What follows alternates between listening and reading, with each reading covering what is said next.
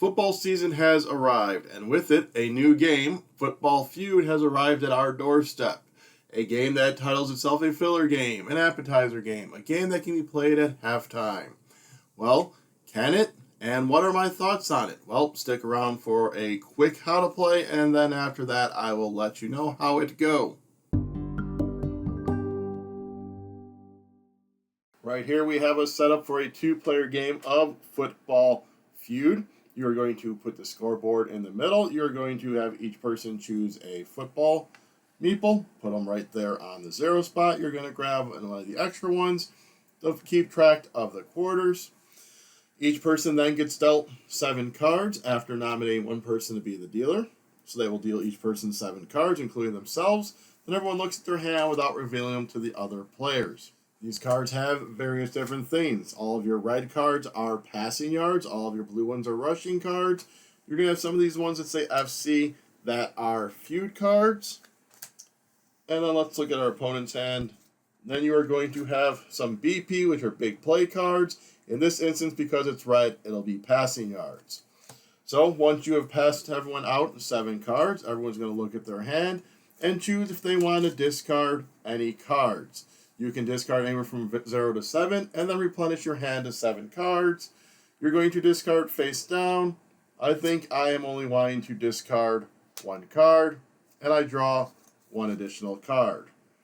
My opponent's going to look at their hand, and they're going to choose to discard 3 cards, grabbing 3 new cards.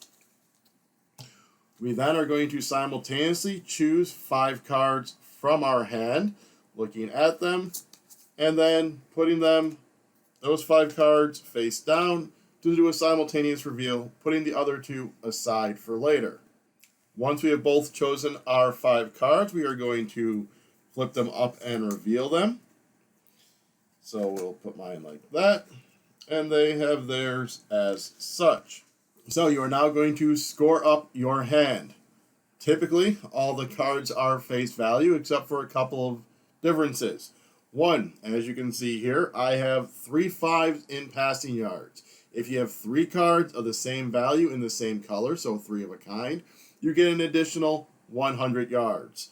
So right now, I have 5, 10, 15, 25, plus this 100 is 125. If you go over 100, you score a touchdown. However, not so fast with this. I'm at 125, but they gave me a sack, which is going to minus 40 yards from that. So I was at 125. I'm now at 85, so I do not score a touchdown. We are now going to look at their cards. They have a 10, and a 40, but they also have this big play, which times your passing yards by 2. So they're at 40, 50, 60, times 2, 120. Mine does not have any negative yards, so they do score a touchdown. If you're at 200 or more, you would score 2 touchdowns. You score a touchdown for every time you cross 100. So, with this sack, besides giving me negative 40 yards, if they had pushed me into the negative, and also if I did not score by kicking a field goal, they would get 2 points for a safety. Speaking of field goals, that is another card that you can play. If you play a field goal, that just gives you 3 points in addition. So if I had not played the fumble and played this, I would have been at the 125 and 3 points, which means I would have been scoring 10 had they not sacked me. What the fumble card allows you to do is you nominate a player, and on the next hand, they cannot discard and replenish their hand as we did on this one. Once everyone has scored their hand and moved their scoring indicator properly, we are then going to collect up all the played cards, all the discards, the deck, and then the dealer will then shuffle up with each person keeping their 2 cards, and then you'll move that you have completed 1 quarter. After everything has been shuffled up, you'll deal each player 5 more cards, to which you are then going to repeat looking at your hand, choosing cards to possibly discard, choosing the 5 cards until you've played over 4 quarters. After 4 quarters, whoever is furthest and has scored the most points wins. If two or more players are tied, you are going to reset the game back to taking all of the cards, including the held cards, shuffling them up, now dealing 7 to those tied players and having them play back and forth until one player has won by having a higher score than the other. That is a brief tutorial on how to play Football Feud. So that is briefly how you play Football Feud. One rule I didn't really touch on there is when multiple players play those feud cards, you'll notice they have a number 1, 2, 3, 4. That is the order in which you trigger them. So whoever has the first card, if it's played, would trigger the 1, and then the person with the 2, and then person 3, and then person with 4.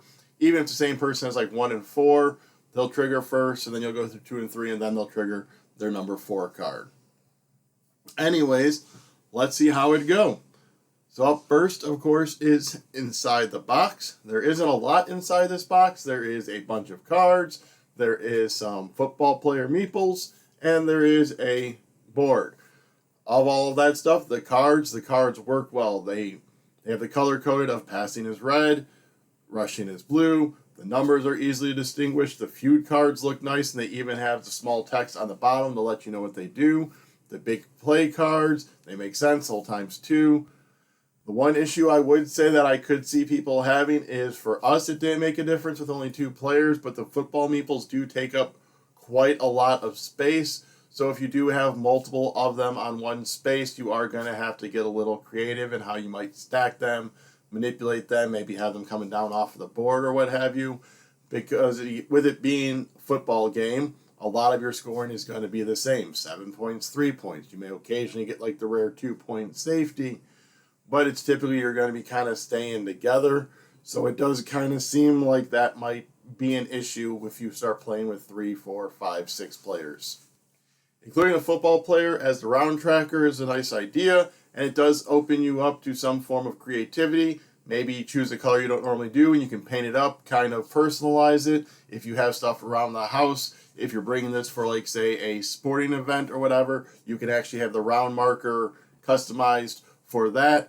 So with them not kind of locking in like one specific thing, kind of leaving it up to you, with you can just choose one of the football players or use your own, is kind of like that nice little touch. And then the game board being like those puzzle pieces that you put together as opposed to the fold. I actually kind of prefer that because when you have the fold ones, they sometimes kind of get warped. You got to kind of bend them to get them to lay flat. With this being just the 2 pieces, it does stay nice on the table. The rule book itself is just like a big sheet that has a few sides to it, and it walks you through everything well. It does give tips, especially if you're not accustomed to games. Kind of some of the tips they give you is, make sure, for the minus 40, try and use it to take away points. So if you're not accustomed to the strategy of these games, they do have those nice little tips in there for you to really make it that nice entry weight game, that nice gift that you might get for dad because he's into football, or get for a friend because they're into football, and so forth. Next up is the 2-player experience. So we did play by the rules a few times, and it worked fine with the grabbing them, shuffling them up. The one way that we did enjoy playing it, though, is that instead of shuffling between the second quarter and third quarter, we just dealt out 5 new cards. It kind of reduces the shuffling, kind of speeds it up a little bit for a 2-player game. When you get into higher player counts, you're not going to be able to do that because you're going to be going through a lot more of the cards quicker. And we found by not shuffling between the first and second and the third and fourth quarter, it also added a little bit more strategic element to that 2-player game because you're having to pay attention to what cards were played, how many big plays might be left, did they use a feud card, and kind of not necessarily card counting, but knowing that big play of 60 was used, so I'm not going to be hunting for that if I have, say, the ×2 for the past plays and the past 60 has been used. So it does kind of add that extra strategic element there. We do still, of course, shuffle at halftime to kind of get everything back in and start the next quarter. But overall, the 2-player experience for us worked well. It played fast. It played nice head-to-head. It did seem more thematic that way because it is just, one team versus the other team. And we did enjoy that experience because how quick it played. We were able to just play, shuffle it up, play again, shuffle up, play again. We were able to knock out quite a few games in a row. And that brings us into gameplay. So on the surface, this gameplay seems very basic, very straightforward of just playing out 5 cards. Just choose your best 5 cards. But which 5 you choose that are best is where the strategic nature of this lies, and kind of that whole, do I try and get to just 100, but if they play a sack on me, I'm going to lose those points, so do I push it over just enough in case they do? And that also could be informed by any cards you have in your hand. Also, do you do the big play right away, or do you kind of set it off to the side and hope you can get the other big play, so then you're ×4 and you just score a ton of points?